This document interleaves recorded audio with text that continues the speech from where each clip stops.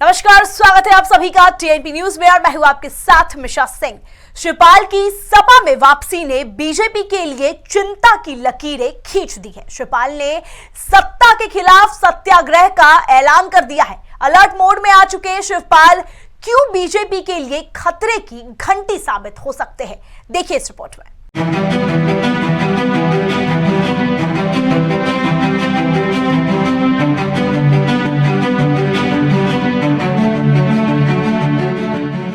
सपा के सपा में विलय होते ही शिवपाल यादव ने कमर कस ली है।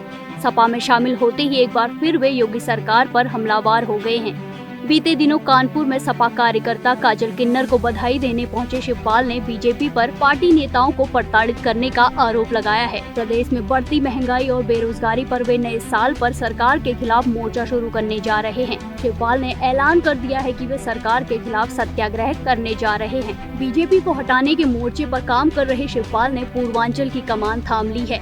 अब उनकी तैयारी यादव बैलेट की खोई हुई सीटों को हासिल करने की है। पारिवारिक फुट से हुए नुकसान को पाटने के लिए शिवपाल अब गंभीर हो गए हैं। वे पद की इच्छा की बात तो पहले ही नकार चुके हैं, जिसके बाद अब वे बीजेपी के लिए नया खतरा बन गए हैं। सपा की संजीवनी बने शिवपाल की यादवों पर अच्छी पकड़ मानी जाती है। साथ ही पार्टी में कई अहम जिम्मेदारियां भी निभा चुके हैं। चाचा शिवपाल कार्यकर्ताओं के बीच भी काफी पॉपुलर हैं। ऐसे में इन सभी चीजों का फायदा तो उनको मिलेगा ही, लेकिन शिवपाल का सपा में वापस आना बीजेपी के लिए खतरे की घंटी साबित हो सकता है, क्योंकि 2017 में चुनाव में भले ही बीजेपी ने 312 सीटों पर बम्पर जीत हासिल की थी, लेकिन साल 2022 के विधानसभा चुनाव में बीजेपी की सीटों में कमी आई। 312 से 273 सीटों पर आई बीजेपी के लिए ये चुनाव काफी मंथन करने के लिए था। वहीं सपा की बात करें तो पार्टी ने 2017 में 54 और 2022 में 125 सीटें हासिल की थी।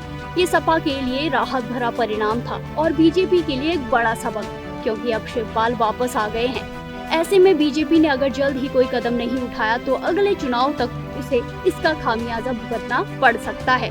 बहरहाल बीजेपी के पास कितने ही धुरंधर क्यों ना हो, लेकिन यूपी की राजनीति में सपा एक अलग ही स्थान बनाए हुए है। ऐसे में शिवपाल की वापसी बीजेपी के लिए चिंता का बड़ा कारण बन सकती है। Bureau report, TNP news.